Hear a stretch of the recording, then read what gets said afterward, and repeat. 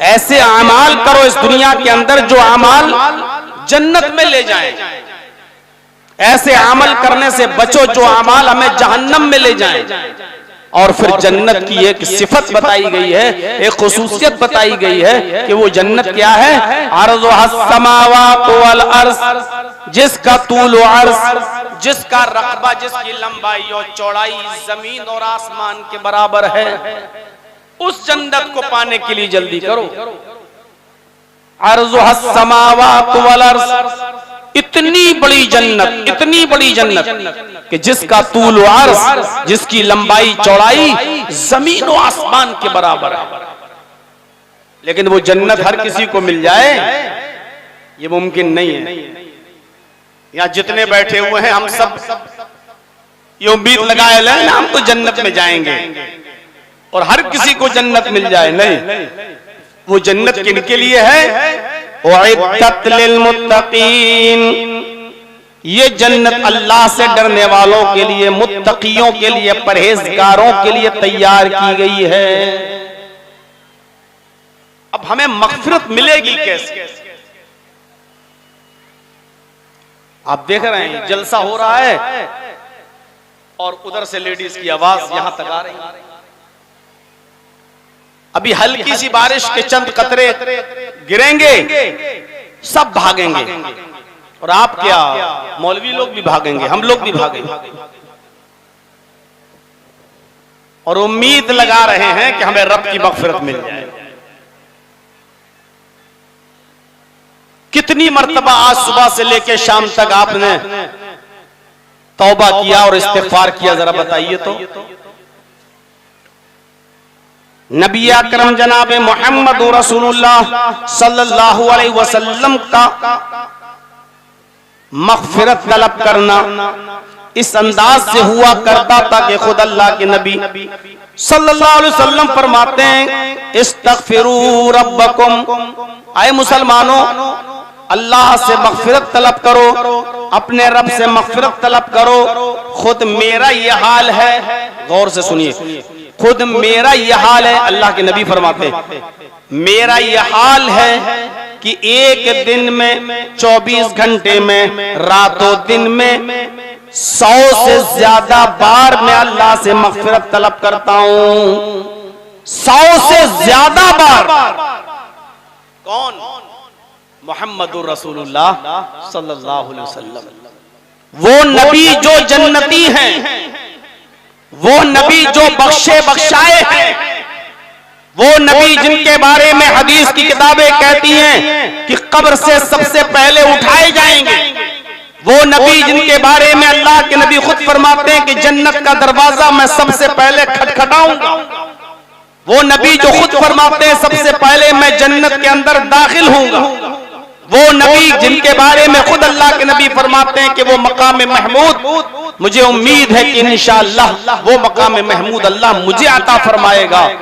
वो नबी जो जन्नती हैं, बख्शे बख्शाए हैं, लेकिन 24 घंटे में सुबह से लेकर शाम तक और शाम से लेकर सुबह तक, इस 24 घंटे की मुद्दत में एक दिन और रात में 100 से ज्यादा बार ये पढ़ा करते थे, अस्तग़फिरुल्लाह रब्बी मिन कुल्लि ज़ंबिन व अतूबु इलैहि।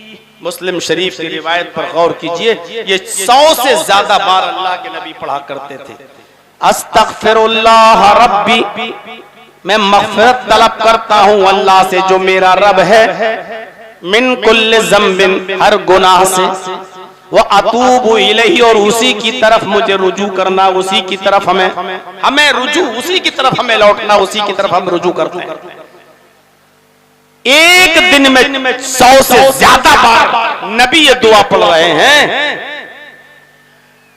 ये हल्की सी जो आंधी और हल्की सी जो बारिश, जो आज हम इसका मंजर देखते हैं और अपने घरों की तरफ भागने की तैयारी करते हैं, इस तरीके के जब हालात अल्लाह के नबी के जमाने में हुआ करते थे तो खुद अल्लाह के रसूल अपना घर छोड़कर मस्जिद की तरफ भागा करते थे और सहाबा किराम भी अपने मकान, अपने घर छोड़कर मस्जिद की तरफ भागा करते थे, इस डर से कि पहले जमाने की उम्मतें आंधी तूफान और पत्थरों की बारिश से हलाक और बर्बाद हुई, कहीं ये पत्थरों का अजाब कहीं हमारे ऊपर ना आ जाए, या आंधी ये तूफान कहीं हमारी रुसवाई और हमारी बर्बादी का जरिया ना बन जाए।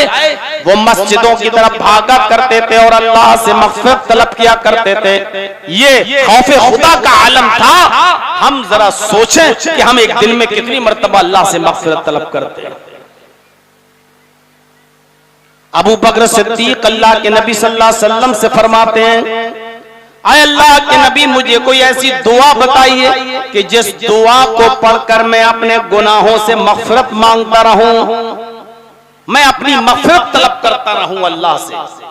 बुखारी की रिवायत, अल्लाह के नबी सल्लल्लाहु अलैहि वसल्लम से जब अबू बकर सिद्दीक ने कहा कि मुझे ऐसी दुआ बताइए कि जिस दुआ को मैं पढ़ता रहूं और मेरी मग़फ़िरत हो जाए, अल्लाह से मग़फ़िरत तलब करता रहूं, तो अल्लाह के नबी ने अबू बकर को जो दुआ सिखलाई वो दुआ ये है, आए अबू बकर तुम ये दुआ पढ़ते रहा करो, उड़ते बैठते चलते फिरते ये दुआ पढ़ते रहा करो, अल्लाहुम्मा इन्नी ज़लमतु नफ़्सी ज़ुल्मन कसीरा वला यग़फ़िरुज़्ज़ुनूबा इल्ला अंता फ़ग़फ़िरली मग़फ़िरतम मिन इंदिका वरहमनी इन्नका अंतल गफ़ूरुर रहीम।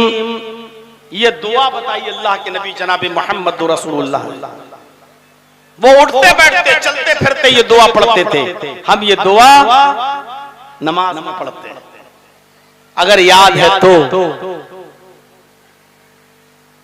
सोचिए। अल्लाह के नबी सल्लल्लाहु अलैहि वसल्लम उनको ये दुआ बता रहे हैं कि अबू बकर तुम हर वक्त ये दुआ पढ़ो, अल्लाहुम्मा इन्नी ज़लमतु नफ़्सी, आय अल्लाह मैंने अपने नफ्स के ऊपर बहुत ज्यादा जुल्म किया है, वला यग़फ़िरुज़्ज़ुनूबा इल्ला अंत, मेरे इन गुनाहों को तेरे अलावा कोई माफ नहीं कर सकता। अबू बकर जो जन्नती हैं, और एक बार नहीं, अल्लाह के नबी ने अपनी जिंदगी में 8 बार हजरत अबू बकर सिद्दीक से कहा था कि अबू बकर तुम जन्नती हो, अबू बकर तुम जन्नती हो, अबू बकर तुम जन्नती हो। जिनके पास जन्नत में जाने का सर्टिफिकेट मौजूद हो, अल्लाह के नबी ने इसी दुनिया में जिनको जन्नत का सर्टिफिकेट दे दिया हो, वो अबू बकर ये कह रहे हैं, वला यग़फ़िरुज़्ज़ुनूबा इल्ला अंत, मेरे इन गुनाहों को तेरे अलावा कोई बख्शने वाला नहीं, कोई माफ नहीं कर सकता। जो बख्शे बख्शाए हैं, जो जन्नती है, वो ये कह रहे हैं। हमारा हाल क्या है? अभी जलसा खत्म होगा, जर्जी साहब की तक़रीर खत्म होगी, साइकिल निकालने में, बाइक निकालने में अभी गाली गलौज देख के नहीं चलता। यही जलसे में क्या सुना, जलसे के बाद ही उसका रिजल्ट पता चल जाएगा आपको। और फजर की अजान के बाद आपकी मस्जिद बता देगी कि इस जलसे का कितना फर्क पड़ा है और क्या असर हुआ है। अबू बकर सिद्दीक़ ये दुआ पढ़ रहे हैं, वला यग़फ़िरुज़्ज़ुनूबा इल्ला अंत फ़ग़फ़िरली मग़फ़िरतम मिन इंदिक, आय अल्लाह मुझे अपने पास से बख्श दे। ये मग़फ़िरत की दुआ मांग रहे हैं, मग़फ़िरत तलब कर रहे हैं। फ़ग़फ़िरली मग़फ़िरतम मिन इंदिक, आय अल्लाह मुझे अपने पास से बख्श दे, अपने रहमो करम से मेरी मग़फ़िरत फरमा दे। इन्नका अंतल गफ़ूरुर रहीम, तू बहुत ही ज्यादा बख्शने वाला और बहुत ही ज्यादा रहम करने वाला है। ये अबू बकर सिद्दीक़ का हाल है। फिर हमारा हाल क्या होना चाहिए? मैंने 2 वाक़े सुनाए, एक अल्लाह के नबी का जो 24 घंटे में दिनों रात में 100 से ज्यादा बार ये दुआ पढ़ते थे, अस्तग़फिरुल्लाह रब्बी मिन कुल्लि ज़ंबिन व अतूबु इलैहि, 100 से ज्यादा बार मग़फ़िरत तलब करते थे। और एक अबू बकर सिद्दीक़ जो उड़ते बैठते चलते फिरते हैं, अल्लाहुम्मा इन्नी ज़लमतु नफ़्सी ज़ुल्मन कसीरन वला यग़फ़िरुज़्ज़ुनूबा इल्ला अंता फ़ग़फ़िरली मग़फ़िरतम मिन इंदिका वरहमनी इन्नका अंतल गफ़ूरुर रहीम। ये दुआ पढ़ते थे और मग़फ़िरत तलब करते थे। अल्लाह ने क्या कहा, सारिऊ इला मग़फ़िरतिम मिन रब्बिकुम व जन्नतिन, लोगों अपने रब की मग़फ़िरत की तरफ जल्दी करो, अपने रब की मग़फ़िरत की तरफ दौड़ो। दिन भर में कितनी मर्तबा मग़फ़िरत तलब करते हो? मेरे भाइयों, 5 वक्त की नमाज की अगर हम पाबंदी कर लें तो इसी में आप देख लीजिए कि आप अपने रब से कितनी मर्तबा मग़फ़िरत मांगोगे। एक दिन में कितनी मर्तबा मग़फ़िरत की दुआ होगी। आप देखिए, नमाज पढ़ने गए, नियत बांधी, अल्लाहु अकबर। जैसे ही आपने नमाज पढ़ने के यहां जो नियत बांधी, यहीं से मग़फ़िरत मांगना शुरू हो गया। हम दुआ क्या पढ़ते हैं? सुब्हानकल्लाहुम्मा व बिहम्दिका व तबारक अस्मुका व तआला जद्दुका व ला इलाहा गैरुक। ये दुआ हम पढ़ते हैं। जबकि अल्लाहु अकबर कहने के बाद जो सबसे बेहतर और सबसे अफजल जो दुआ है वो हमें याद है। अल्लाह के नबी सल्लल्लाहु अलैहि वसल्लम जो दुआ पढ़ा करते थे तकबीर तहरीमा के बाद, वो दुआ ये हुआ करती थी, अल्लाहुम्मा बाइद बैनी व बैन खतायाया कमा बअदत बैनल मशरिक वल मगरिब अल्लाहुम्मा नक्किनी मिनल खताया। पूरी दुआ आप याद करें और एक एक लफ्ज पर गौर कीजिए। अल्लाहुम्मा बाइद बैनी व बैन खतायाया कमा बअदत बैनल मशरिक वल मगरिब। आय अल्लाह, मेरे और मेरे गुनाहों के दरमियान इतनी दूरी पैदा कर दे। क्या दुआ मांग रहे हैं आप, लेकिन याद होगी तब तो। अल्लाहुम्मा बाइद, आय अल्लाह दूर कर दे, दूरी पैदा कर मेरे और मेरे गुनाहों के दरमियान। बैनी व बैन खतायाया, मेरे और मेरे गुनाहों के दरमियान इतनी दूरी पैदा कर दे, इतनी दूरी पैदा कर दे।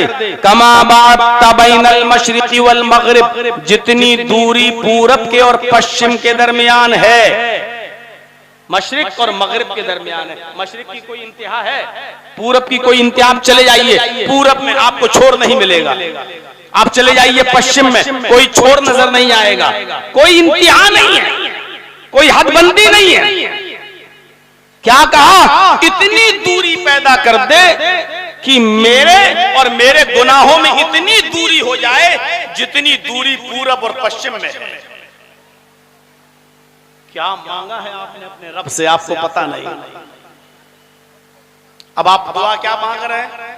सुब्हानकल्लाहुम्मा व बिहम्दिका व तबारक अस्मुका व तआला जद्दुका व ला इलाहा गैरुक। मैं ये नहीं कह रहा हूं कि ये दुआ जायज नहीं है, मैं ये नहीं कह रहा हूं कि ये दुआ नहीं पढ़ना चाहिए या ये दुआ नहीं पढ़ सकते हो, मैं नहीं कह रहा हूं। लेकिन इस दुआ में आपने सिर्फ अल्लाह की हम्द और अल्लाह की सना बयान की है, आपने अपने लिए कुछ नहीं मांगा।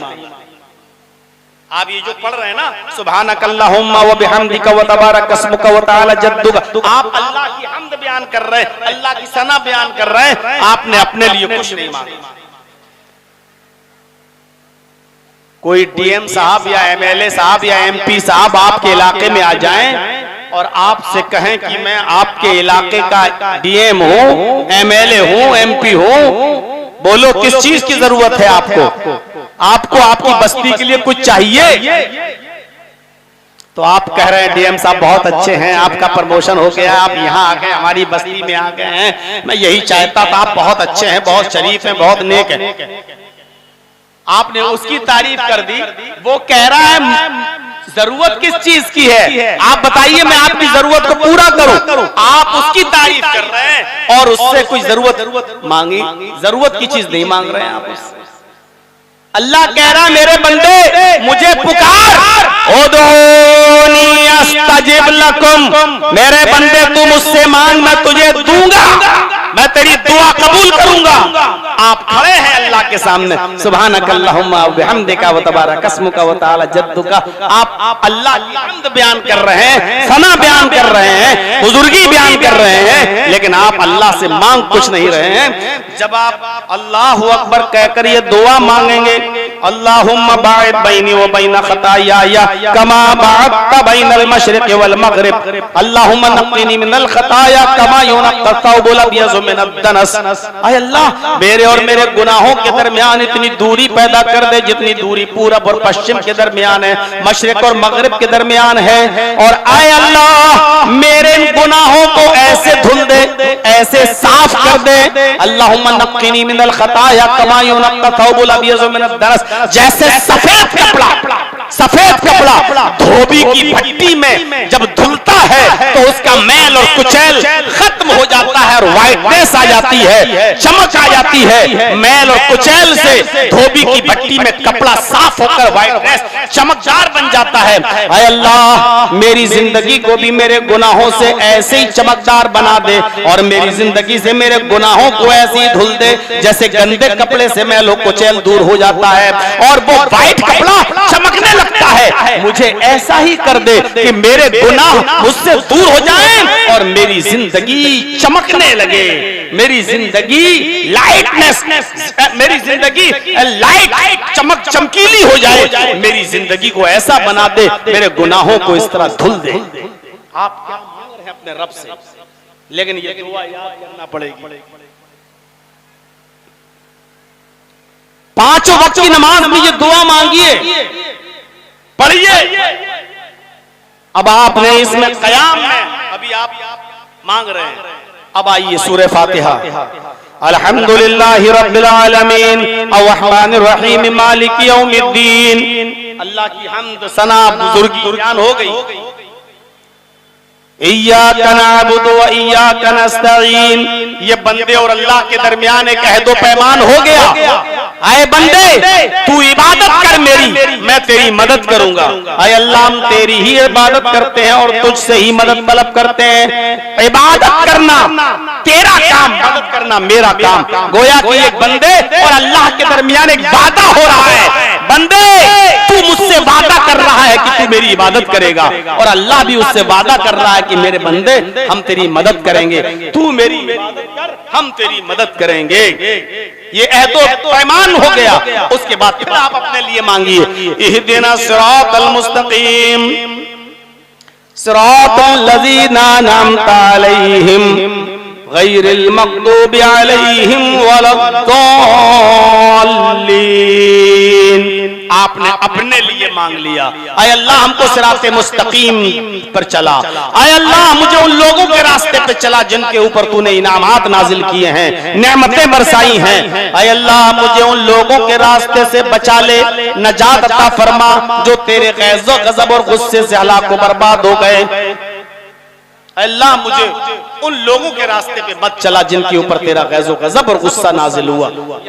फिर अल्लाह से मदद मांगी और दुआ मांगी, सूरत पढ़ी।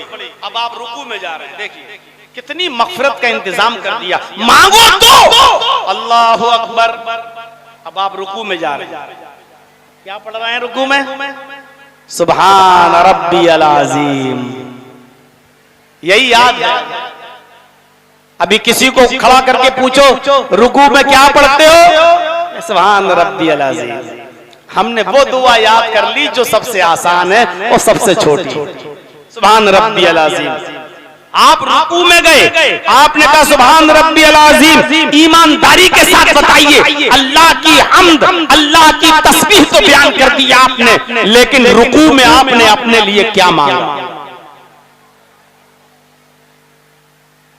क्या मांगा आपने अपने लिए?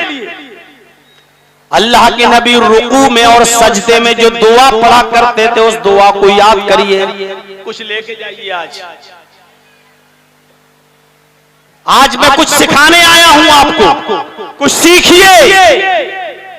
आज इस तरीके से नमाज पढ़ना शुरू कर दीजिए आज से, ताकि आपकी हर नमाज के बाद जब आप सलाम फेरे तो मग़फ़िरत और बख्शिश की दुआ मांगते मांगते अल्लाह के सामने गिड़गिड़ाते गिड़गिड़ाते इतनी बार मग़फ़िरत की दुआ मांगो कि अल्लाह भी कह दे कि मेरे बंदे जा। अल्लाह के नबी रुकू में जो दुआ पढ़ा करते थे वो दुआ ये थी, सुब्हानकल्लाहुम्मा रब्बना व बिहम्दिका अल्लाहुम्मा गफिरली। ये दुआ पढ़ा करते थे अल्लाह के नबी सल्लल्लाहु अलैहि वसल्लम रुकू में भी और सजदे में। सुब्हानकल्लाहुम्मा रब्बना व बिहम्दिका, ये तो हो गई अल्लाह की तस्बीह, अल्लाह की तहमीद, अल्लाह की पाकी बड़ाई बयान हो गई। और उसके बाद आपने अपने लिए भी मांग लिया, अल्लाहुम्मा गफिरली, ऐ अल्लाह मेरी मगफिरत फरमा दे। रुकू में भी मगफिरत। देख रहे हैं आप, खड़े हैं तो मगफिरत है। अल्लाहुम्मा बाइद बैनी व बैन खताया या कमा बात बैनल मशरिक़ वल मगरिब, मगफिरत। रुकू में गए, सुब्हानकल्लाहुम्मा रब्बना व बिहम्दिका अल्लाहुम्मा मगफिरली, मगफिरत।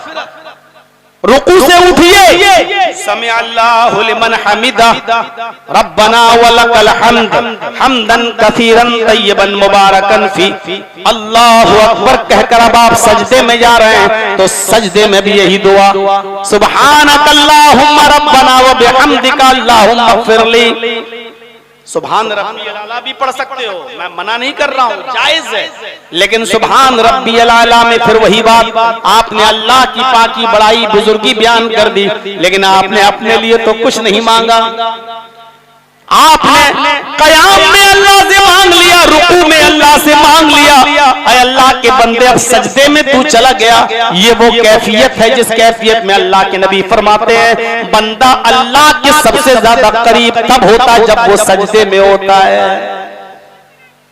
बंदा अल्लाह के सबसे ज्यादा करीब कब होता है, जब उसका सर जमीन पर, उसकी पेशानी जमीन पर, उसका माथा जमीन पर, उसकी नाक जमीन पर जब होती है तो अल्लाह के वो सबसे ज्यादा करीब होता है।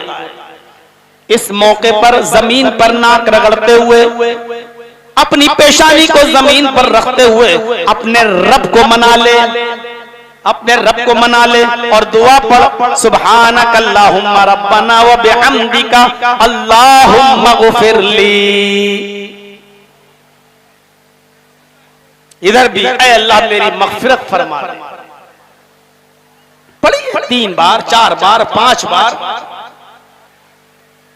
3 तक तो गिनती आपको याद रखना है, कम से कम 3 बार, और 3 के बाद फिर कोई लिमिट नहीं है। वो हदीस इंतहा दर्जे की ज़ईफ रिवायत है जिसमें कहा जाता है 3 बार 5 बार 7 बार 9 बार, वो रिवायत ज़ईफ है। 3 बार तक तो आपको गिनती गिनना है, सुभान रब्बिल अज़ीम सुभान रब्बिल अज़ीम सुभान रब्बिल अज़ीम, या सुब्हानकल्लाहुम्मा रब्बना व बिहम्दिका अल्लाहुम्मा मगफिरली, सुब्हानकल्लाहुम्मा रब्बना व बिहम्दिका अल्लाहुम्मा मगफिरली, सुब्हानकल्लाहुम्मा रब्बना व बिहम्दिका अल्लाहुम्मा मगफिरली। इसके बाद भी अगर आप पढ़ना चाहें तो पढ़ें, लेकिन अब कोई गिनती की लिमिट नहीं है। 4 5 6 7 8 जितना हो जाए आप पढ़ सकते हैं, कोई कबाहत नहीं है। तो मेरे साथियों, मैं बताना ये चाह रहा हूं, अब जमात के साथ आप नमाज पढ़ेंगे तब तो आप शायद 3 बार भी ना पढ़ सकें। सुब्हानकल्लाहुम्मा रब्बना व बिहम्दिका अल्लाहुम्मा मगफिरली, मांगने के अंदाज में पढ़ेंगे ना, तोते वाले रटे हुए अल्फाज नहीं। सुब्हानकल्लाहुम्मा रब्बना व बिहम्दिका अल्लाहुम्मा मगफिरली, सुब्हानकल्लाहुम्मा रब्बना व बिहम्दिका अल्लाहुम्मा मगफिरली, ये मांगना कहां है, ये तो मजाक उड़ा रहे हैं। तो ऐसा लग रहा है जैसे डीएम के सामने खड़े होकर कहने लगे कुआं दे दो, एक सड़क दे दो, एक पत्थर एक ये दे दो, आप ऐसे बोलते चले जा रहे हैं। आप उससे मांगेंगे तो यही कहेंगे ना, डीएम साहब हमारे यहाँ सड़क बहुत खराब है, सड़क का इंतजाम कर दीजिए, हमारे यहाँ समर नहीं है, समर का इंतजाम कर दीजिए। आप धीरे धीरे उससे एक एक चीज मांगेंगे ना, तो आप अपने रब के सामने जब खड़े हो तो मांगने के अंदाज में मांगिए, ऐसे सुब्हानकल्लाहुम्मा रब्बना व बिहम्दिका अल्लाहुम्मा गफिरली, इस तरीके से मांगिए ताकि लगे कि आप मांग रहे हैं, शर्मिंदा हैं, नादिम हैं, अल्लाह के सामने गिड़गिड़ा रहे हैं, अपनी आजिज़ी का ऐलान कर रहे हैं और उसके हाकिम होने का ऐलान कर रहे हैं, अपने बंदे और उसके माबूद होने का ऐलान कर रहे हैं, अपने फकीर और उसके गनी होने का ऐलान कर रहे हैं। दास से मांग लिया। अच्छा, कितनी मर्तबा मगफिरत? कयाम में भी मगफिरत, रुकू में भी मगफिरत, सजदे में भी मगफिरत। अब सजदा करके उठेंगे, अल्लाह अकबर। अब दूसरा सजदा करने से पहले मगफिरत की दुआ। अल्लाह के नबी ने कितना मजबूत ताल्लुक जोड़ दिया है कि एक बंदा मेरा उम्मती अल्लाह से इतनी बार मगफिरत की दुआ मांगे कि अल्लाह भी कह दे कि मेरे बंदे जा, मैंने तुझे बख्श दिया। अब दोनों सजदों के बीच में क्या पढ़ते हैं? सही मुस्लिम की रिवायत, दोनों सजदों के बीच में जो दुआ पढ़ी जाती है वो क्या है? रब्बिगफिरली और रब्बिगफिरली। यहाँ 3 बार नहीं है, यहाँ 2 बार पढ़ेंगे। क्या? रब्बिगफिरली और रब्बिगफिरली। इसका तर्जुमा भी क्या है? आए मेरे रब मुझे बख्श दे, आए मेरे रब मेरी मगफिरत फरमा दे। दोनों सजदों के बीच में भी आप मगफिरत मांग रहे हैं अल्लाह से। अब सोचिए, कयाम में भी मांग चुके, रुकू में भी मांग चुके, सजदे में भी मांग चुके, सजदे के बीच में, दोनों सजदों के बीच में भी आप मांग चुके।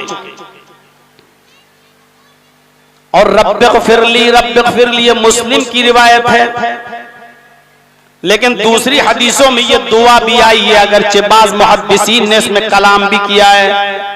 अगर साथ में ये दुआ भी पढ़ लें तो सोने पे सुहागा। क्या दुआ है?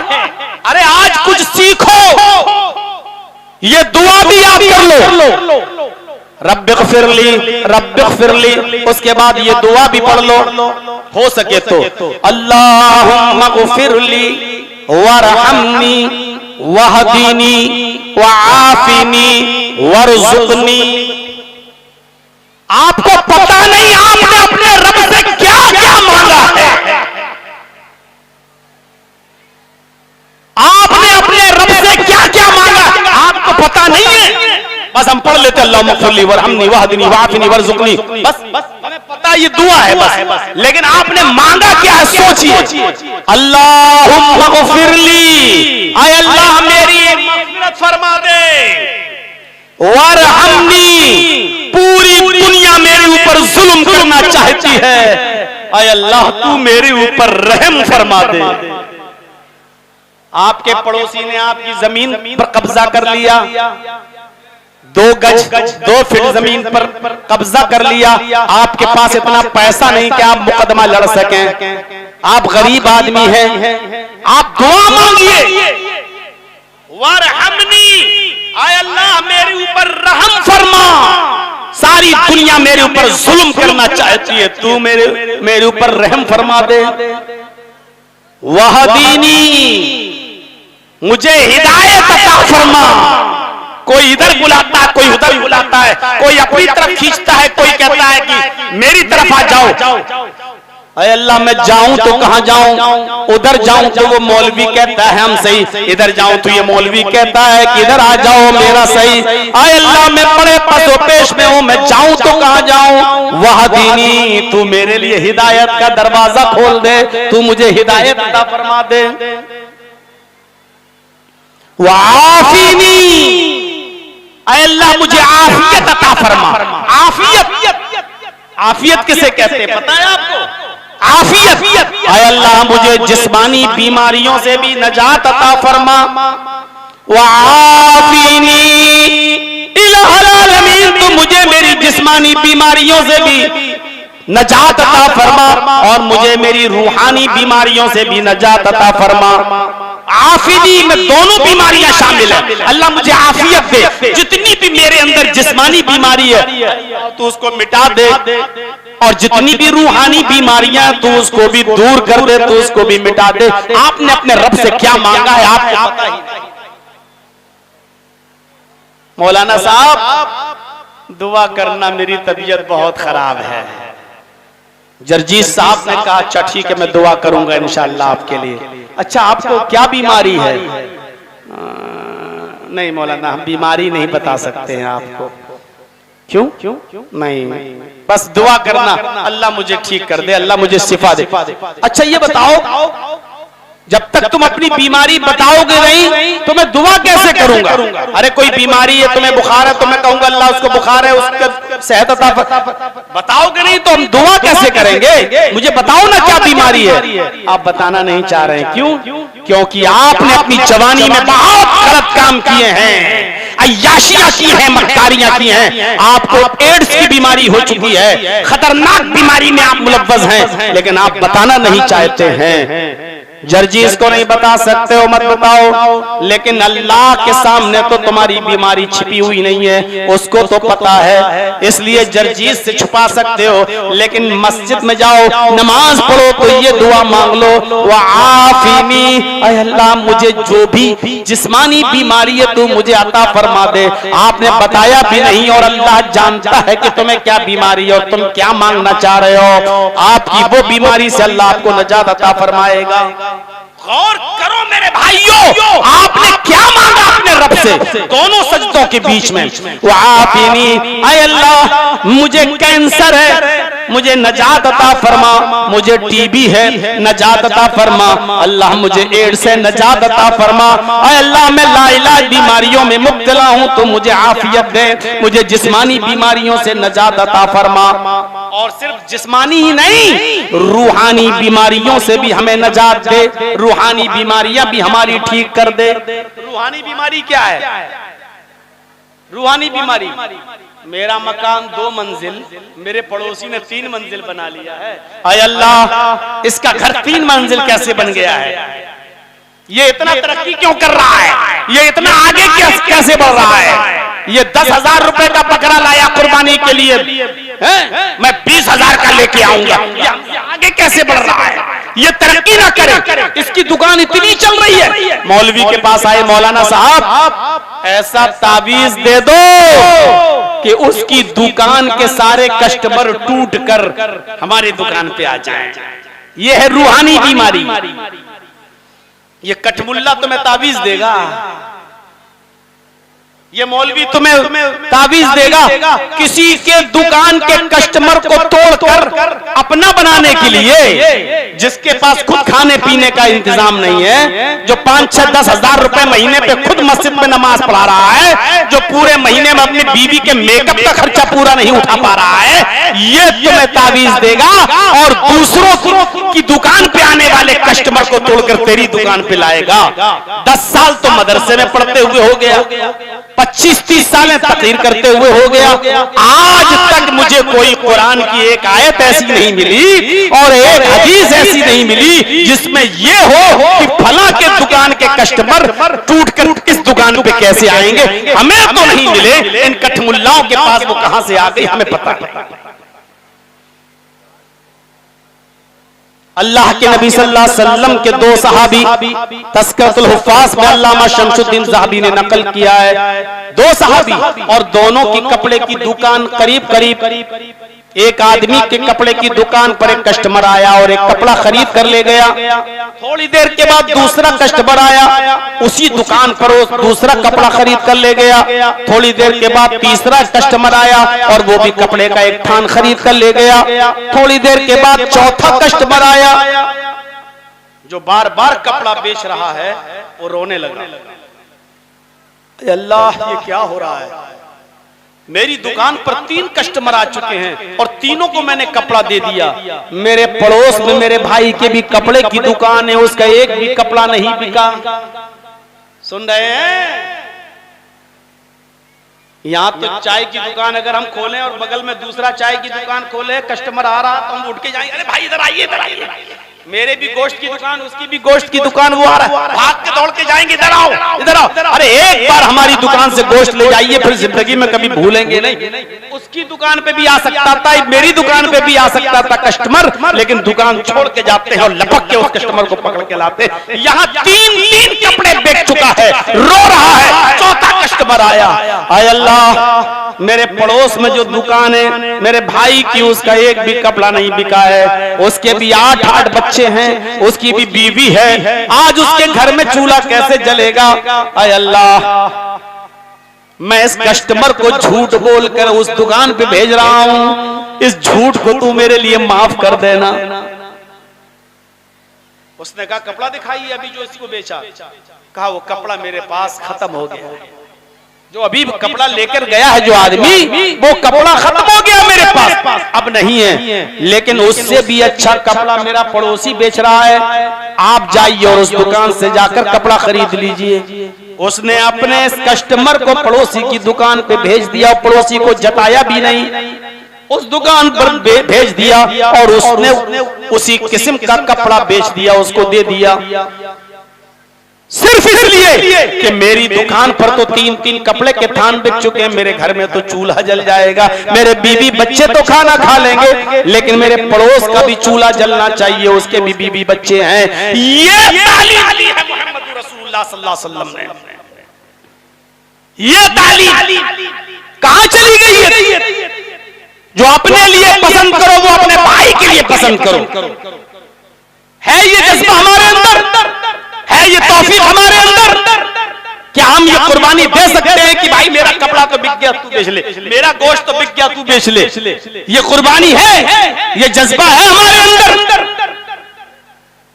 कितना बिगाड़ था नबी के आने से पहले, याद करो मोहम्मद रसूलुल्लाह के आने से पहले अरब की सरजमीन का मंजर ऐसा था कि एक आदमी के ये गांव है, ये दूसरा गांव है, बगल में 2 कबीले, ये अलग कबीला, ये अलग कबीला। सीरतुन नबी पढ़िए अल्लामा शिबली नौमानी की। मेरे भाइयों, एक कबीला ये, एक कबीला ये, इस कबीले की बकरी इस कबीले के खेत में चली गई, इस कबीले के एक आदमी की बकरी इस कबीले के एक आदमी के खेत में चली गई, थोड़ी सी घास खा ली, वो बकरी को पकड़ के लाया और इस आदमी के घर पे देते हुए कहा संभाल अपनी बकरी, बांध के रख, तेरी बकरी मेरे घर खेत में आके चारा खाती है, घास खाती है। और उस आदमी ने सिर्फ इतना कह दिया, अरे तो क्या हो गया, जानवरी तो है, बकरी है, खा लिया थोड़ी सी घास तो क्या बिगड़ गया?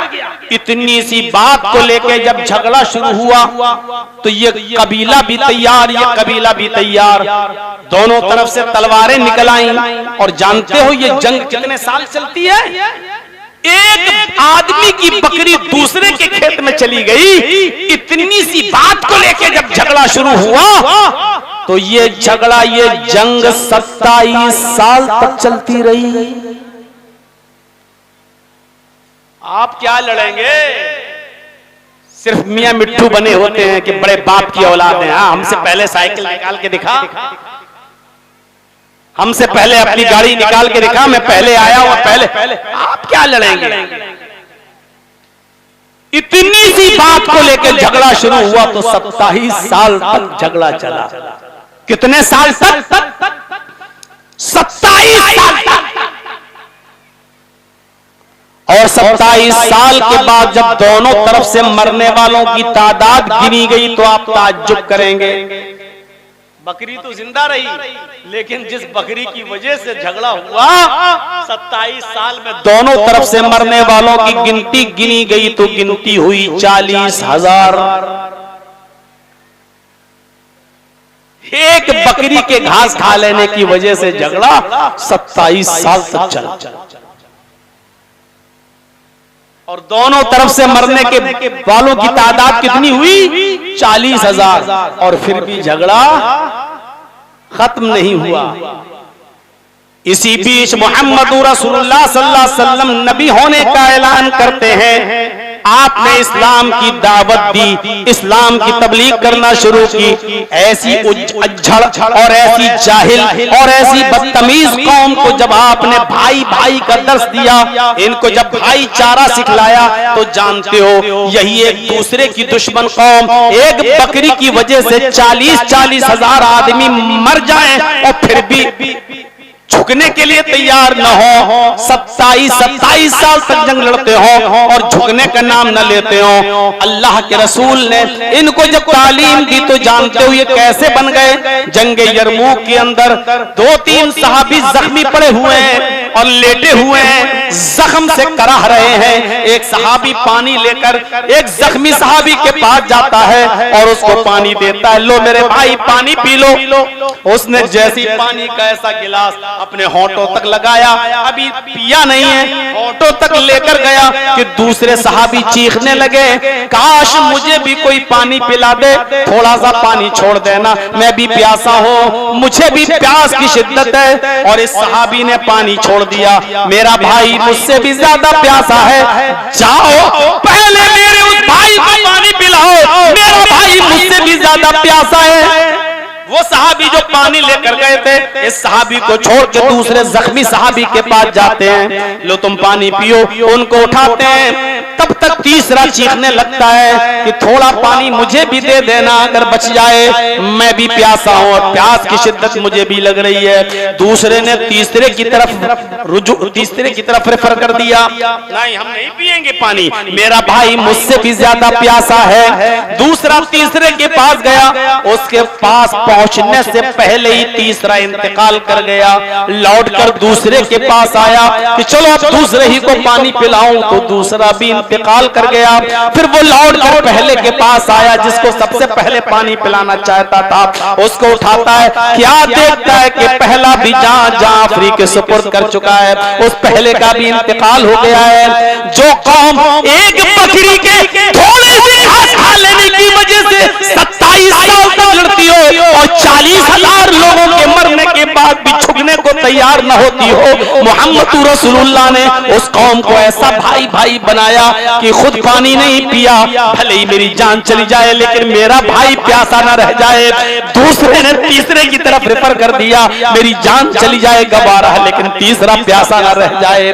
उसके पहुंचने से पहले तीसरा इंतकाल, जो एक दूसरे की जान के दुश्मन थे, वो एक दूसरे के लिए अपनी जान देने वाले बन गए। कुरान ने इसी मंजर को नकल करते हुए फरमाया, वज़कुरू निअमतल्लाहि अलैकुम इज़ कुंतुम आदान फ़अल्लफ़ बैन क़ुलूबिकुम फ़अस्बहतुम बिनिअमतिही इख़वाना।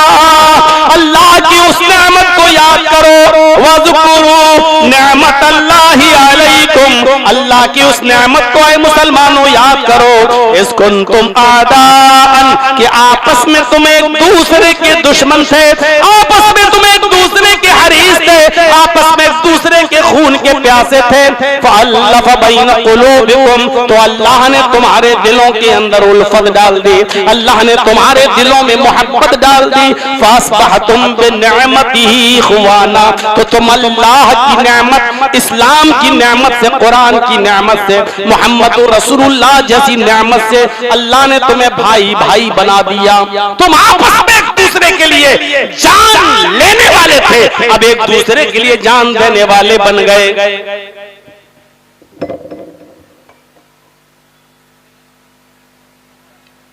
एक दूसरे के लिए तुम जान देने वाले, ऐसा मंजर मेरे भाइयों नहीं देखा होगा। तुम कपड़े की कुर्बानी नहीं दे सकते हो मुसलमान,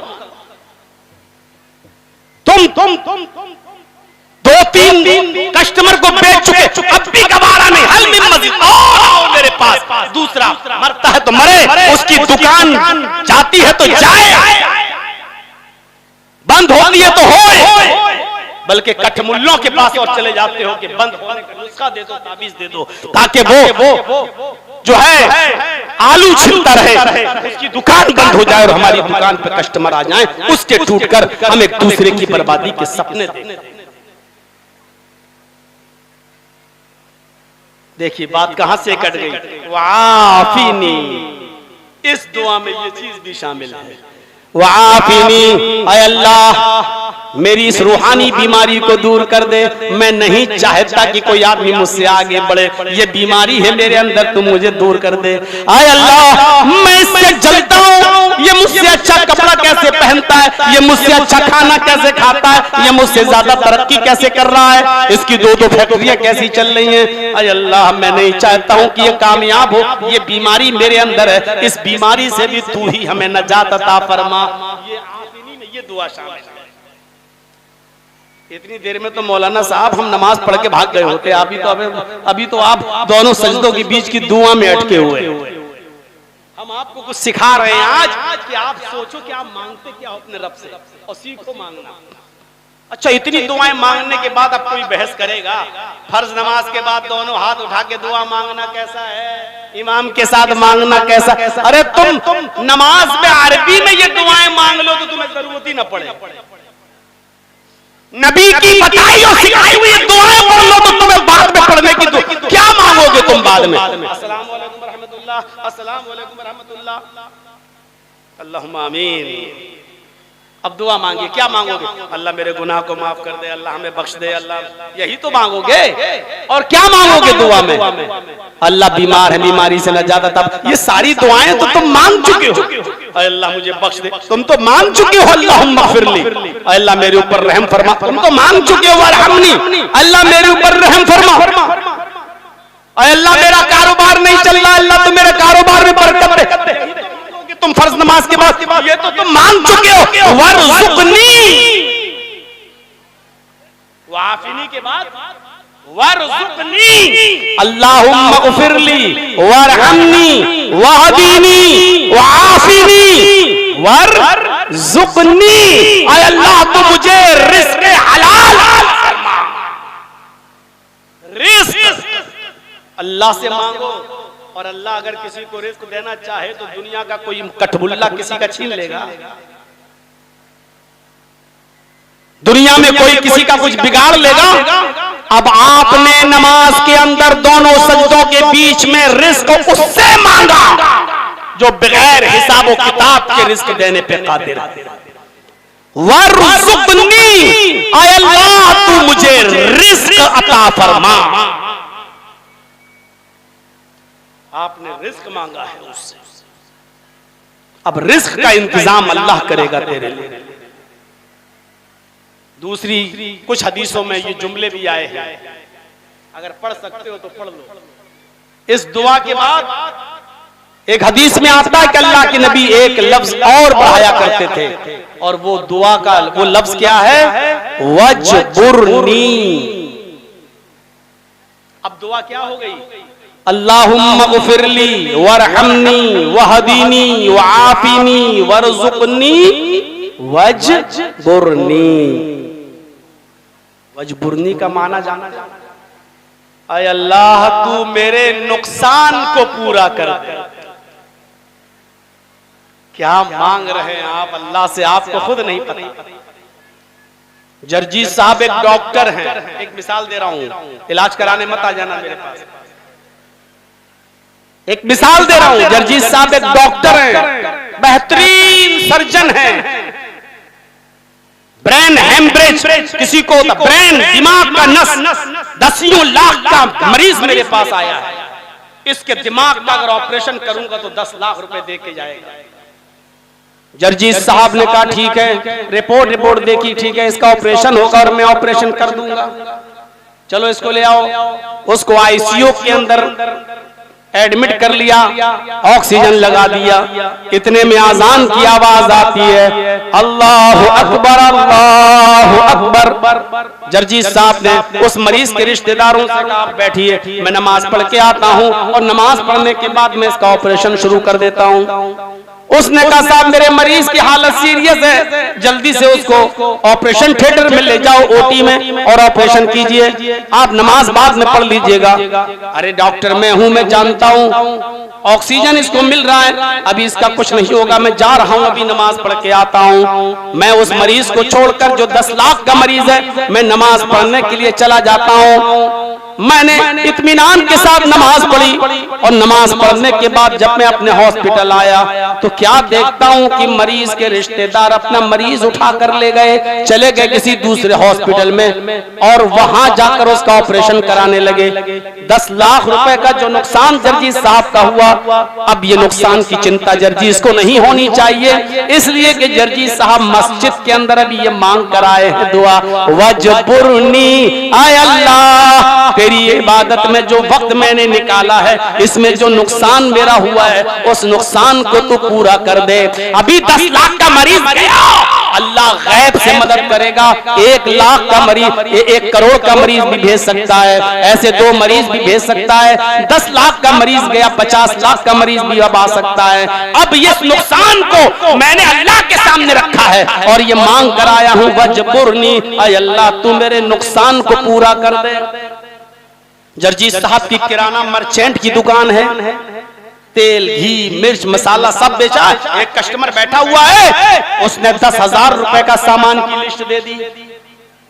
बहुत अच्छा, ठीक ठीक ठीक। जर्जीत साहब सामान निकालने वाले हुए क्या अज़ान की आवाज आ गई, पर्चा पकड़ा, पढ़ो, मैं अभी आ रहा हूँ, नमाज पढ़ने जा रहा हूँ, अभी आ रहा हूँ। नमाज पढ़ के आए, देखा कि वो कस्टमर चला गया और दूसरी दुकान से 10,000 का सामान खरीद रहा है। अभी ये 10,000 का जो नुकसान मेरा हुआ, कोई परवाह नहीं करना चाहिए, इसलिए कि आपने अभी दुआ मांगी, वजबुरनी, अल्लाह मेरे नुकसान को पूरा कर दे। ये 10,000 का जो जाहिरी नुकसान हो रहा है, अल्लाह अब तुझे 20,000 और 50,000 का कस्टमर भी भेज सकता है, गैब से इस नुकसान को पूरा करेगा तेरा।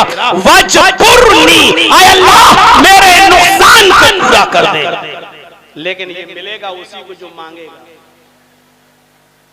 माँ उस बच्चे को दूध पिलाते हुए खुश होती है जब बच्चा रोता है। जब तक बच्चा रोता नहीं, माँ ड्रामा देखती रहती है। सास भी कभी बहू थी, बहू भी कभी सास, सास भी कभी बहू थी। पाकिस्तानी ड्रामे आजकल औरतें ज्यादा देख रही हैं। जब बच्चा रोता है तब माँ कहती है हाँ अब भूख लगी, अब उसको दूध पिलाती। बच्चा रोता तब माँ दूध पिलाती है। अल्लाह को मालूम है कि तुम क्या मांगना चाहते हो, लेकिन नहीं, अल्लाह कहता मुझे अच्छा लगता है जब मेरा बंदा मेरे मुझसे मांगता है। अल्लाह को तो मालूम है कि तुम्हें किस चीज की जरूरत है, लेकिन फिर भी कहता उदूनी, मेरे बंदे तुम मुझसे मांग। उसको तो मालूम है कि क्या जरूरत है, लेकिन फिर भी कहता मांग।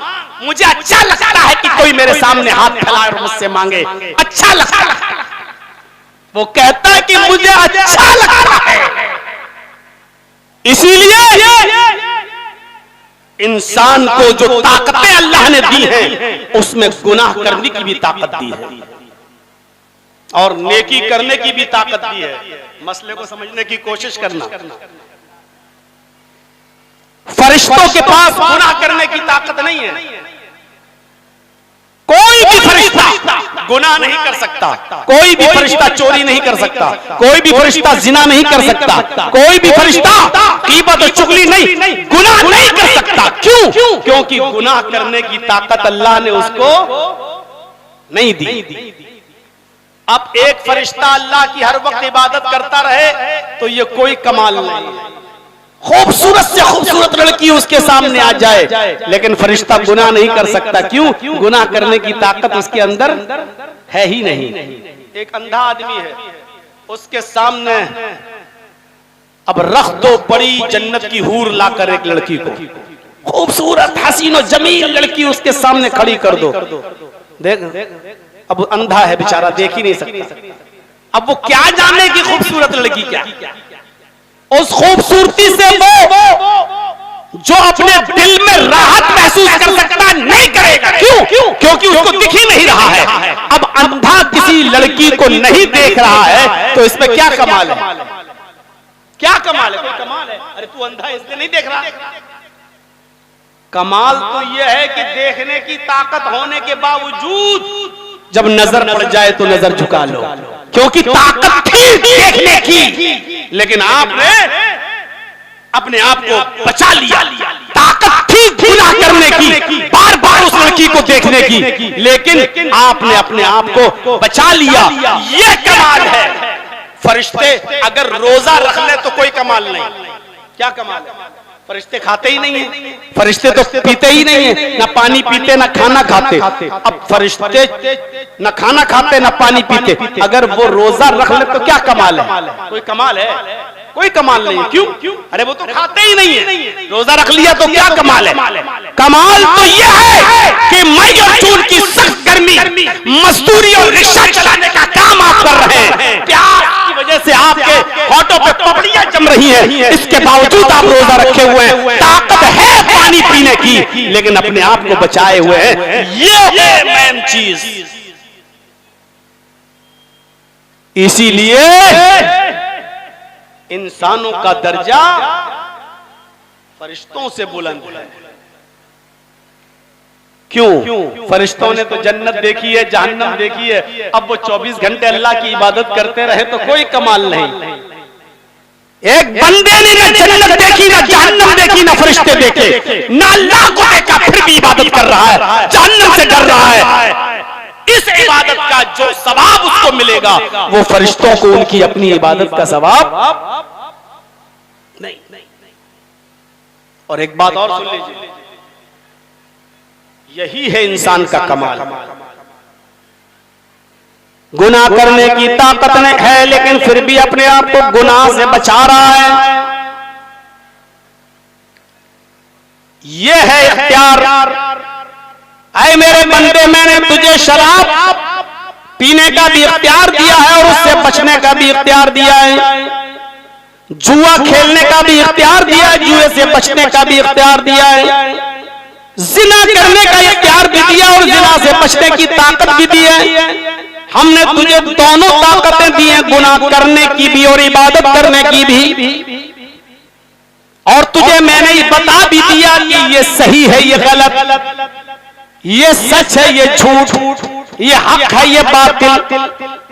अब देखता हूं कि तू किस रास्ते पे चलता है, ये मैंने तुझे इख्तियार दे रखा है।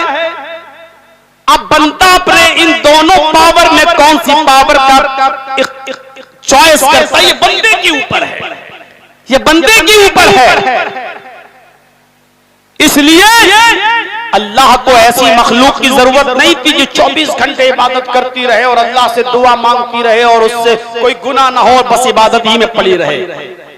ऐसी मखलूक की जरूरत नहीं थी। ऐसी मखलूक तो अल्लाह के पास पहले से मौजूद थी, फरिश्ते जो 24 घंटे अल्लाह की इबादत में लगे रहते, उसकी नाफरमानी नहीं करते। अल्लाह को ऐसी इबादत करने वाली मखलूक की जरूरत ही नहीं थी। अल्लाह को ऐसी मखलूक पैदा करना थी जिसके पास गुनाह करने की भी ताकत हो और इबादत करने की भी ताकत हो, वो इबादत भी करे और उससे गुनाह भी हो, और जब गुनाह हो जाए तो वो अपने रब से अपने गुनाहों की माफी भी मांगे और उसका रब उसके नदामत और शर्मिंदगी से गिरने वाले आंसुओं पर उसको बख्श भी दे। अल्लाह को ऐसे मखलूक को पैदा करना था, इसलिए उसने इंसान को पैदा किया है, हमें और आपको पैदा किया है।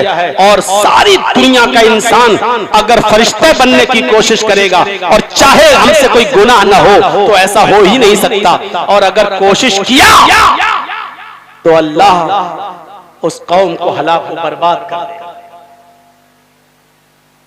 तो पूरा नेक बनने की कोशिश कर रहा है, एक भी गुनाह नहीं। ऐसी मखलूक तो थी मेरे पास। जब तू इबादत कर रहा है तो हमसे मांगेगा क्या? मग़फ़िरत कैसे मांगेगा? अल्लाह कहता है कि मैं उस कौम को हलाक बर्बाद कर दूंगा, यस्तब्दिल कौमन गैरहम, उसकी जगह पर दूसरी कौम को हम लाएंगे जो नेकियां भी करेगी और गुनाह भी करेगी, और गुनाह करने के बाद अपने रब के सामने गिड़गिड़ाएगी और माफी भी मांगेगी, तौबा भी करेगी, और हम उसकी तौबा को कबूल भी करेंगे। ऐसी मखलूक की जरूरत थी। इसीलिए तो नमाज में बार बार बताया जा रहा, मग़फ़िरत मांगो, अल्लाहुम्मा मग़फ़िरली वरहमनी वहदिनी वआफ़िनी वरज़ुक़नी वजबुरनी। और इसके साथ एक दुआ और पढ़ लो, अल्लाह के नबी से साबित है। एक हदीस में आया, अल्लाह के नबी एक लफ्ज और पढ़ा करते थे, वो क्या था? वरफ़ानी। अब दुआ क्या हो गई? अल्लाहुम्मा मग़फ़िरली वरहमनी वहदीनी वआफ़िनी वरज़ुक़नी वजबुरनी वरफ़ानी। वरफ़ानी मतलब आय अल्लाह मेरे स्टेटस को बुलंद कर दे, अल्लाह मेरी इज्जत को बुलंद कर दे, मेरी इज्जत में 4 चांद लगा दे। आय अल्लाह सारी दुनिया मुझे जलील करना चाहती है, सारी दुनिया मिलकर हमें रुस्वा करना चाहती है, हमें बुरी नजरों से देखती है, हमारे पीछे पड़ी हुई है, हमें जलील और ख्वार कर रही है। वरफानी, ऐ अल्लाह तू मेरे स्टेटस को बुलंद कर दे, ऐ अल्लाह तू मेरी इज्जत को बुलंद कर दे, ऐ अल्लाह मेरे मकाम और मर्तबे को बढ़ा दे, लोगों की नजरों में मुझे ऊंचा कर दे, बाइज्जत बना दे। अल्लाह अगर किसी को इज्जत दे दे तो दुनिया की कोई ताकत किसी को रुस्वा कर सकती है? मेरे दुश्मनों ने मुझे 17 मरतबा जेल भेजा और आखिरी मर्तबा भेजा तो खुश था, अब तो जिंदगी भर ये घर में बैठा रहेगा, कोई प्रोग्राम नहीं, जलसे नहीं, खत्म, बेड़ा गर्क, मुंह दिखाने के लायक नहीं रहेगा। लेकिन देख लीजिए मेरे भाइयों, पहली बार जब जेल से निकला तो और इज्जत, दूसरी बार निकला तो और इज्जत, तीसरी बार निकला तो और इज्जत, और लास्ट बार निकला तो 2000 आदमी बाहर खड़े थे इस्तेकबाल के लिए, हार फूल मालाएं गुलदस्ते लेकर। अब आप अंदाजा लगा सकते हैं कि कोई किसी के रुस्वा करने से रुस्वा नहीं होता। वह तो इज्जत मन तशा, वह तो जिल्ल मन तशा, इज्जत और जिल्लत देने वाली जात अल्लाह की है। जब तक वो किसी को जलील न करे कोई जलील नहीं कर सकता, और वो किसी को इज्जत न दे तो कोई दूसरा इज्जत नहीं दे सकता। हमारा और आपका काम है ये दुआ पढ़ना, वरफानी, ऐ अल्लाह मेरे स्टेटस को, मेरे इज्जत को बुलंद। पढ़िए। अब आप देख लीजिए पूरी नमाज, अल्लाहुम्मा बाइद बैनी व बैना खताया, खड़े हैं तो अल्लाह से मगफिरत मांग रहे हैं, रुकू में सुबहानक अल्लाहुम्मा रब्बना व बिहम्दिका अल्लाहुम्मा इग़फिरली, अल्लाह से मगफिरत मांग रहे हैं, सजदे में सुबहानक अल्लाहुम्मा रब्बना व बिहम्दिका अल्लाहुम्मा इग़फिरली, मगफिरत मांग रहे हैं, सजदे के बाद बैठे हुए हैं, दूसरे सजदे में जाने से पहले रब्बिग़फिरली, रब्बिग़फिरली, अल्लाहुम्मा इग़फिरली वरहमनी वहदीनी वआफिनी वरज़ुक़नी वजबुरनी वरफ़अनी, दुआ मांग रहे हैं। के बाद भी बैठे हुए हैं, अब सलाम फेरना है आपको ना, तो 4 रकात पढ़ने के बाद सलाम फेरना है, तो सलाम फेरने से पहले आखिर में सलाम फेरने से पहले फिर वही दुआ, अल्लाहुम्मा इन्नी ज़लमतु नफ्सी ज़ुल्मन कसीरन वला यग़फिरुज़्ज़ुनूबा इल्ला अंता फ़ग़फ़िरली मग़फ़िरतम मिन इंदिका वरहमनी इन्नका अंतल गफ़ूरुर रहीम। अब सलाम फेर दीजिए, अस्सलामु अलैकुम व रहमतुल्लाह, अस्सलामु अलैकुम व रहमतुल्लाह। नमाज में थे तो मग़फ़िरत मांग रहे थे, नमाज में थे तो मग़फ़िरत की दुआ कर रहे थे, अब नमाज पढ़ने के बाद सलाम फेर दिया। सलाम फेरने के बाद भी आप क्या कह रहे हैं? अल्लाहु अकबर, अस्तगफिरुल्लाह, अस्तगफिरुल्लाह, अस्तगफिरुल्लाह। नमाज में भी मग़फ़िरत और नमाज के बाद सलाम फेरने के बाद भी मग़फ़िरत। गौर करो, ज़ुहर में यही, असर में यही, मग़रिब में यही, इशा में यही, फजर में यही। 40 साल के बाद आपने नमाजें पढ़ना शुरू की, 80 साल की उम्र में आपका इंतकाल हो गया, 40 साल से 80 साल तक आप जिंदा रहे। ये 40 साल में ज़ुहर, असर, मग़रिब, इशा, फजर, हर वक्त आपने मग़फ़िरत की दुआ मांगी। इस 40 साल में पढ़ी हुई जाने वाली नमाजों में अगर 40 साल की पूरी जिंदगी में अगर एक भी बार अगर आपके रब ने ये कह दिया, मेरे बंदे जा, मैंने तुझे बख्श दिया, हमारा बेड़ा पार, हमारी मजाद। चर्चिज के पास एक भिखारी आया, अल्लाह के नाम पे दे दो, बच्चे भूखे, अरे भाग, आ गया, सुबह खट्टा खाता पीता भीख मांग रहा, 1 घंटे बाद फिर आ गया, अरे साहब दे दीजिए, बहुत परेशानी है, बच्चों के पास दबा, भाग रहा कि नहीं भाग रहा? हर घंटे आता गया, सुबह से लेके शाम तक हर घंटे मांगता रहा, भगाता रहा, बिस्तर पे सोने जा रहा हूँ, खड़ा है, अल्लाह के नाम पे दे दो, बहुत बच्चे भूखे हैं, बहुत ज्यादा परेशान है, घर में खाना नहीं बना, अरे दे दीजिए। सुबह से लेके शाम तक भगाता रहा, गुस्सा आ गया, कमीना ऐसे मानेगा नहीं, निकाला 100 का नोट, ले पकड़, जा लेना खाना, चल। मेरे भाइयों, सुबह से लेके शाम तक आपको भी रहम आ जाता है फकीर पर, और फिर आप उसको दे ही देते हैं। आपने 40 साल तक नमाजें पढ़ी हैं, 40 साल से लेके 80 साल तक बराबर नमाजें पढ़ी, अल्लाह ने कभी नहीं बख्शा, कभी नहीं कहा। लेकिन अगर इन 40 सालों में एक बार भी उसने ये कह दिया कि मेरे बंदे जा, मैंने तेरी मग़फ़िरत फरमा दी, हमारा बेड़ा पार, हमारी नजात, जन्नत हमारा मुक़द्दर बन जाएगी। इसलिए क्या कहा? सारिऊ इला मग़फ़िरतिम मिन रब्बिकुम, अपने रब की मग़फ़िरत की तरफ दौड़ो, अपने रब की मग़फ़िरत की तरफ जल्दी करो। ये दुआएं, अब दूसरी चीज हो थोड़ा सा, वह जन्नतिन, और जन्नत की तरफ लपको, जन्नत की तरफ जल्दी करो। जन्नत मिल गई, जन्नत।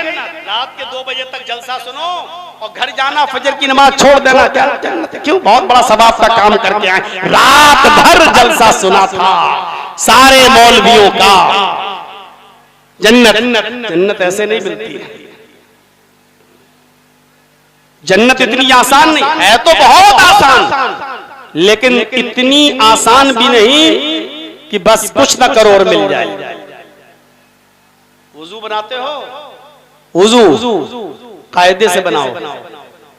पानी लिया हाथ में, ये धुलिए, फिर दाएं हाथ की उंगलियां बाएं हाथ में और बाएं हाथ की उंगलियां दाएं हाथ में, ऐसे ये खिलाल भी करिए, हैं ये 3 बार। फिर कुल्ला। बेहतर और अफजल यह है कि एक चुल्लू पानी लीजिए, आधा मुंह में ले जाइए और आधा नाक में चढ़ाइए। शुरू में ऐसा कर नहीं पाओगे, आदत डालना पड़ेगी। अभी आप आधा लोगे ना, पूरा चला जाएगा, क्योंकि कभी किया नहीं ऐसा। सही तरीका वुजू का यही है, एक चुल्लू पानी लिया, आधा मुंह में आधा नाक में चढ़ाइए, दाएं हाथ की उंगली से दांतों को मलिए, रगड़िए और पानी थूक दीजिए, कुल्ला कीजिए, और ये वाली उंगली बाएं हाथ की और अंगूठा दोनों नाक में डालिए ऐसे। उसके बाद अंगूठे से ये नथुना दबाइए बायां और झाड़िए कस के नाक, कस के। मैं करूंगा नहीं, यहाँ मौसम खराब है, जोर से झाड़िए, फिर ये पकड़िए उंगली से ऐसे दबाइए, फिर झाड़िए, फिर दोनों हाथ से ये नाक साफ करिए। इसी तरह फिर दूसरी बार, मैं कटियार में एक मस्जिद है बाटा चौक में, वहां मुसाफिर खाने में ठहरा हुआ था, तो एक नमाज पढ़ने का टाइम हुआ तो मस्जिद में गया, मैं वुजू बना रहा था, मेरे बगल में एक लड़का आया वहीं पर, और वुजू बनाते बनाते हमसे पूछने लगा, मौलाना साहब कितनी रकात निकल गई?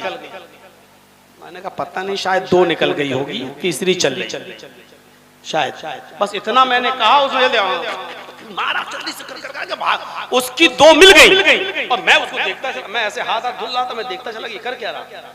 वुजू बनाया और जल्दी से चला गया, उसको 2 मिल गई, लेकिन वुजू उसका बिल्कुल बेकार था। और मैंने जब तक वुजू बनाया पहुंचा तो मेरी तीसरी रकात भी निकल गई थी, चौथी हमें मिल पाई। तो ऐसा वुजू नहीं चाहिए कि पट मारा जल्दी से, मुंह धुला के नहीं धुला। मा मिनकुम मिन अहदिन यतवज़्ज़उ फयुहसिनुल वुज़ू, जिसने वुजू बनाया और अच्छा वुजू बनाया अच्छी तरीके से, जैसे अभी हम बता रहे हैं। सुम्मा क़ाल, अच्छी तरीके से वुजू बनाने के बाद फिर उसने ये दुआ पढ़ी, अशहदु अल्ला इलाहा इल्लल्लाह व अशहदु अन्ना मुहम्मदन अब्दुहु व रसूलुहु। वुजू की इतनी ही दुआ है बस। तिरमिज़ी में और भी अल्फाज आए हुए, कोई पढ़ना चाहे तो पढ़ सकता है, अल्लाहुम्मा जअलनी मिनत तव्वाबीन व जअलनी मिनल मुतत्तहिरीन, पढ़ सकते हो, जायज में नाजायज नहीं कह रहा हूं, लेकिन मैं मुस्लिम शरीफ की जो हदीस आपके सामने पढ़ रहा हूं, इस हदीस में वुजू की इतनी ही दुआ आई है, अशहदु अल्ला इलाहा इल्लल्लाह व अशहदु अन्ना मुहम्मदन अब्दुहु व रसूलुहु। जिसने वुजू बनाया अच्छी तरीके से और उसके बाद ये दुआ पढ़ ली, अल्लाह के नबी फरमाते हैं ला फुतिहत लहु अब्वाबुल जन्नति समानिया, उसके लिए जन्नत के 8 दरवाजे खोल दिए जाते हैं। जन्नत के 8 दरवाजे कौन बनाएगा ऐसा? जब मुअज्जिन कहे अल्लाहु अकबर तो आप भी कहो अल्लाहु अकबर अल्लाहु अकबर। जब मुअज्जिन कहे अशहदु अल्ला इलाहा इल्लल्लाह तो आप भी कहो अशहदु अल्ला इलाहा इल्लल्लाह। अल्लाह के नबी कहते जब मुअज्जिन कहे इज़ा क़ाल अल मुअज्जिन अशहदु अन्ना मुहम्मदर रसूलुल्लाह फ़क़ूलू अशहदु अन्ना मुहम्मदर रसूलुल्लाह। जब मुअज्जिन कहे अशहदु अन्ना मुहम्मदर रसूलुल्लाह तो तुम भी उसके जवाब में बोलो अशहदु अन्ना मुहम्मदर रसूलुल्लाह। जब मुअज्जिन कहे हय्या अलस सलाह तो तुम भी उसके जवाब में बोलो ला हौला वला कुव्वता कुव्वता इल्ला बिल्लाह। जब मुअज्जिन कहे हय्या अलल फलाह तो तुम उसके जवाब में कहो ला हौला वला कुव्वता इल्ला बिल्लाह। जब मुअज्जिन कहे अल्लाहु अकबर तो उसके जवाब में तुम भी कहो अल्लाहु अकबर। जब मुअज्जिन कहे ला इलाहा इल्लल्लाह तो उसके जवाब में आप भी कहो ला इलाहा इल्लल्लाह। जिसने मुअज्जिन के इन कलमात को दोहराया, जिसने मुअज्जिन के इन कलमात को दोहराया, तुम क़ाल, और उसके बाद ये दुआ पढ़ ली अल्लाहुम्मा रब्ब हाज़िहि दावतित ताम्मा वस्सलातिल क़ाइमा आति मुहम्मदनिल वसीला वल फजीला वबअसहु मक़ामम महमूदा अल्लज़ी वअदता। जिसने ये दुआ पढ़ ली अजान के बाद, अल्लाह के नबी फरमाते हुल्लत लहू शिफाती यौमल क़ियामा, क़यामत के दिन इस आदमी के लिए मेरी शिफात हलाल कर दी जाएगी। कितना भी बड़ा गुनाहगार हो वो जहन्नम के दरवाजे पर भी खड़ा होगा, फिर भी अल्लाह उसके लिए उसकी शिफात को मेरे लिए हलाल कर देगा और मैं उसकी सिफारिश करके उसको जन्नत में ले जाऊंगा। मेरे भाइयों, कितना मुश्किल है। अजान के कलमात दोहराना मुश्किल है? नहीं। हाँ, चाय की होटल छोड़ना पड़ेगा, थोड़ी देर पहले अपना काम बंद करना पड़ेगा। अगर आपके यहाँ 12:30 पर जोहर की अजान हो रही है तो आपको 12:25 पर तैयार होना पड़ेगा। सब छोड़ छाड़ के वुजू बना के आपको बैठना पड़ेगा और जैसी मुअज्जिन बोलेगा वैसी आपको कलमात दोहराना पड़ेंगे और अजान के बाद ये दुआ पढ़ना पड़ेगी। इतना वक्त आपको निकालना पड़ेगा। क्या जन्नत को पाने के लिए ये कुर्बानी भी आप नहीं दे सकते हो और उम्मीद रखते हो कि हमें जन्नत मिल जाए? ये जन्नत में जाने का रास्ता है। एक और रास्ता, मन साबरा लसनतै अशरत रकातन फी यौमिन व लैलतिन, जिसने दिनों रात में 24 घंटे में 5 वक्त की नमाजों में इन 12 रकातों को पाबंदी के साथ पढ़ा, मन साबरा अला सन्नति अशरत रकातन, जिसने इन 12 रकातों की हिफाजत फरमाई, दखलल जन्नह, वो जन्नत के अंदर दाखिल होगा। कौन सी 12 रकातें? कौन सी? 5 वक्त की नमाजों में 12 रकातें ऐसी हैं जिसने इन 12 रकातों की मुदावमत बरती, जिसने इनकी हिफाजत की, वो जन्नत में जाएगा। 12 रकातें कौन सी हैं? अरबाउन क़ब्ल ज़ुहर व रकातैनी बाद ज़ुहर, ज़ुहर से पहले 4 रकात फर्ज नमाज होती है, इमाम पढ़ाता है ना जोहर की फर्ज नमाज, उससे पहले 4 रकात जो सुन्नत पढ़ी जाती है। सुनिए, अरबाउन क़ब्ल ज़ुहर, जोहर से पहले 4 रकात और जोहर के बाद 2 रकात। कितनी हो गई? 6। मैं आप लोगों से पूछता जाऊंगा, देखूंगा कितना गौर से सुन रहे हैं आप। अरबाउन क़ब्ल ज़ुहर व रकातैनी बाद ज़ुहर, 4 रकातें ज़ुहर से पहले और 2 रकातें ज़ुहर के बाद, 4 और 2 6। व रकातैनी बादल मगरिब, मगरिब के बाद 2 रकात। कितनी हो गई? 6 और 2 8। व रकातैनी बादल इशा, और इशा के बाद 2 रकात फर्ज नमाज के बाद, इशा के बाद 2 रकात। 8 और 2 10। व रकातैनी क़ब्ल अल फज्र, और फजर से पहले की 2 रकात। कितनी हो गई? 12। अल्लाह के नबी फरमाते हैं जिसने इन 12 रकातों की मुदावमत बरती, सुनन नसई की रिवायत, जिसने ये 12 रकातें पाबंदी के साथ पढ़ी, जोहर से पहले 4 रकात, जोहर के बाद 2 रकात, मगरिब के बाद 2 रकात, इशा के बाद 2 रकात, फजर से पहले 2 रकातें, जिसने इन 12 रकातों को पाबंदी के साथ पढ़ा, दखलल जन्नह, वो जन्नत के अंदर दाखिल होगा। जन्नतिन, मग़फ़िरत की तरफ दौड़ो और जन्नत को पाने के लिए भी जल्दी करो। ये जन्नत में जाने वाले अमाल करिए पाबंदी। और सुनिए,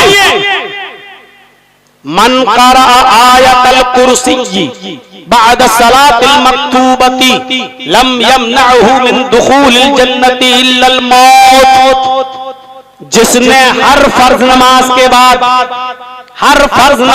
बाद आयतल कुर्सी को पढ़ना अपना मामूल बनाया, जिसने हर फर्ज नमाज के बाद आयतल कुर्सी को पढ़ना अपनी आदत बना ली, यानी जब भी फर्ज नमाज पढ़ता है फर्ज नमाज के बाद आयतल कुर्सी पढ़ लेता है, तो जो फर्ज नमाज के बाद आयतल कुर्सी पढ़ता है लम यमनअहु मिन दुखूलिल जन्नह, उसको जन्नत में दाखिल होने से मौत के सिवा कोई चीज नहीं रोक रही है, इल्लल मौत। उसको जन्नत में जाने के लिए मौत के सिवा कोई चीज नहीं रोक रही है। यानी वो आदमी इसलिए जन्नत में अभी नहीं गया क्योंकि वो जिंदा है, मरेगा फौरन जन्नती। उसको जन्नत में जाने से सिर्फ मौत रोक रही है। अल्लाह के नबी का मकसद बताने का मकसद यह है कि ये जन्नत में ले जाने वाला अमल है। समझ लो कि तुम मरे और जन्नत में दाखिल हो गए, ये जन्नत में जाने वाला अमल है सबके लिए। हमारी माँ बहनें आई हैं, जरा सुने। अलमरातु इज़ा मातत, कोई औरत अगर मर गई, किसी औरत का इंतकाल हो गया, वह ज़ौजुहा अन्हा राज़िन, और उसका शौहर उससे खुश था। औरत मरी लेकिन मरने से पहले उसका हस्बैंड उससे खुश था। दखलतिल जन्नह, तो ये मरने वाली औरत जन्नत के अंदर दाखिल होगी। इसका मतलब क्या है?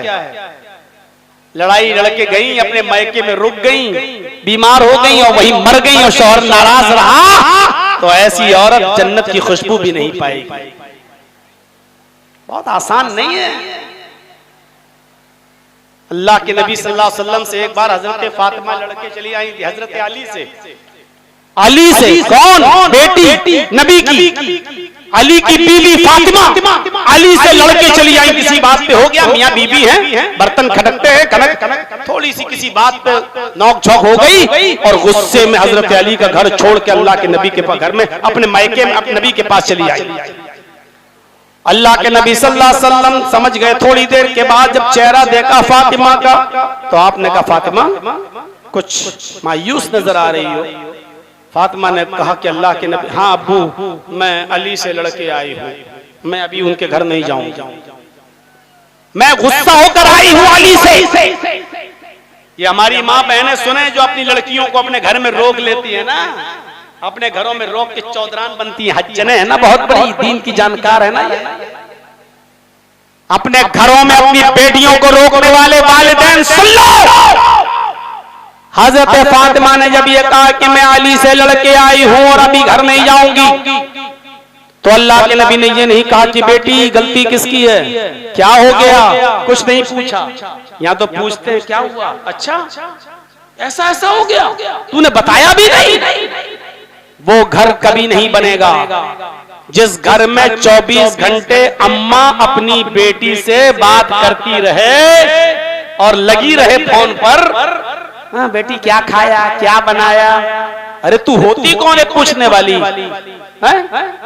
बेचारी अगर कह दे कि नहीं आज प्याज रोटी चटनी रोटी खाई, तो तू तेरा आदमी खाने को नहीं देता है, कमाता नहीं है, क्या करता है, दिन भर पड़ा। तुम 24 घंटे बातों में क्यों लगी रहोगी? होती कौन तुम अपनी बच्ची से इतनी देर तक बात करने वाली? और वो घर भी कभी नहीं बनता जो लड़की अपने घर की, अपने ससुराल की एक एक चीज अपनी अम्मा को बताए। अल्लाह के नबी ने अपनी बेटी फातिमा से ये नहीं कहा कि अली की गलती थी कि तुम्हारी गलती, कुछ नहीं, ये तो मैं वहां सुनूंगा जब तुम दोनों मौजूद होगे। तुम इसी वक्त मेरे घर से जाओ और अली के पास जाओ, तुम घर में अली के घर जाओ। हजरत फातिमा कहती हैं कि अब्बू क्या आप मुझे अपने घर से निकाल रहे हैं? मैं लड़के आई हूं, मैं इतनी आसानी के साथ उनके घर नहीं जाऊंगी। जो जुमला मोहम्मद रसूलुल्लाह की जबान से निकला वो मेरी कौम की बेटियों सुनो, अरे बच्चियों और बेटियों के माँ बाप सुनो। अपनी बेटियों को अपने घरों पे रोकने वालों सुनो, अल्लाह के नबी सल्लल्लाहु अलैहि वसल्लम फरमाते हैं, आए मेरी बेटी फातिमा, अगर तुम इसी वक्त मेरे घर से अली के घर में दाखिल नहीं हुई, मेरे घर को छोड़कर अली के पास नहीं गई, मौत का कोई भरोसा नहीं, अगर मेरे इस घर के अंदर तुम्हारा इंतकाल हो गया, अगर तुम मर गई, अगर तुम्हारा इंतकाल इस घर में हो गया, तो कसम है उस रब की जिसके कब्जे में मेरी जान है, तेरा बाप मोहम्मद तेरा जनाजा नहीं पढ़ाएगा, तेरा बाप मोहम्मद तेरी नमाज जनाजा अदा नहीं करेगा। और तू अपने घर जा, अली के पास जा, मैं आऊंगा, वहां तुम दोनों की बातें सुनूंगा, लेकिन तुम नाराज होकर इस घर में आई हो, मेरे घर में तुम्हें रहने का कोई हक नहीं, तुम अली के हो गई तकरीर। इतनी बात पे अमल कर लिया जाए, जलसा कामयाब। कोई जरूरत नहीं फजर तक आपको सुनने की, इस बात पे अमल कर ले। अगर हमारे घर की मां बहन बेटियां और मां बाप हो गए, कितनी यहाँ इतनी आई हुई है ना, इसमें कितनी ऐसी होंगी जो भी अपने अम्मा के घर रुकी हुई होंगी, और कितनी ऐसी होंगी जो माएं तो सीना ताने बैठी, हम नहीं भेजेंगे जब तक वो आएगा नहीं और नाक रगड़ेगा नहीं और मेरे घर से इज्जत के साथ बेटी को लेकर नहीं जाएगा, हम नहीं भेजेंगे। अल्लाह के नबी भी चाहते तो कह सकते थे कि जब तक अली नहीं आएंगे नहीं भेजेंगे। आप खुद अपनी बेटी को लेकर गए और अली के घर पहुंचे। तुम नबी से बढ़कर हो, तुम्हारी नाक नबी से बढ़कर है, तुम्हारी इज्जत नबी से ऊंची है। मैं तेरा जनाजा नहीं पढ़ाऊंगा अगर इस हाल में तू मर गई और अली तुझसे नाराज। तो जन्नत में जाने का एक रास्ता औरत के लिए क्या है कि मरते वक्त उसका शौहर राजी रहे।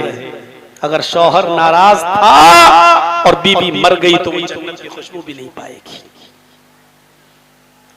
और औरत के लिए जन्नत का रास्ता अलमरातु इज़ा सल्लत खम्सहा, जो औरत पांचों वक्त की नमाज पढ़ ले, वो सामत शहरा और रमजान के पूरे महीने के रोजे रख ले और अपने शौहर की इताअत कर ले और अपनी शर्मगाह की हिफाजत कर ले, ऐसी औरत की जन्नत के 8 दरवाजों में दाखिल होगी। जन्नत के 8 दरवाजे इसके लिए खुले हुए हैं। मेरे भाइयों, ये जन्नत में जाने वाले अमाल थे जो मैंने आपके सामने इस 1.5 घंटे की तकरीर में रख दिए हैं। काफी है। हमसे तो कह रहे थे इरशाद भाई आधा घंटा भी बोल दोगे तो हमारी इज्जत रह जाएगी। चलिए बारिश का मौसम है, 1.5 घंटा मैंने बोल के अपना वक्त पूरा कर दिया है। और आइंदा साल के लिए फिर हमारे इरशाद भाई ने तारीख तो नहीं लेकिन फिक्स कर लिया है, फिर कभी मुलाकात होगी इंशाअल्लाह। हम अल्लाह से दुआ करते हैं कि अल्लाह आलमीन हमें उन कामों को करने की तौफीक अता फरमा जिन कामों के